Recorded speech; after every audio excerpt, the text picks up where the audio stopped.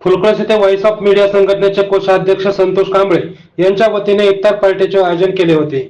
यावेळी संघटनेचे अध्यक्ष सुरेश मगरे, उपाध्यक्ष फिरोज पठाणसह सर्व पत्रकार बांधव व मुस्लिम बांधव मोठ्या प्रमाणात उपस्थित होते।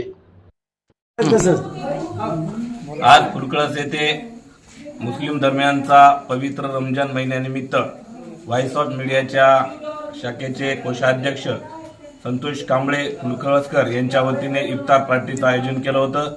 सर्वप्रथम मी सर्व मुस्लिम बांधवांना रमजान महिन्याच्या हार्दिक शुभेच्छा देतो आणि समाजामध्ये शांती आणि समता प्रस्थापित व्हावी यासाठी रमजान महिन्यामध्ये उपवास धरलेल्या सर्व रोजेकरी बांधवांना या ठिकाणी इफ्तार पार्टी देण्यात आलेली आहे।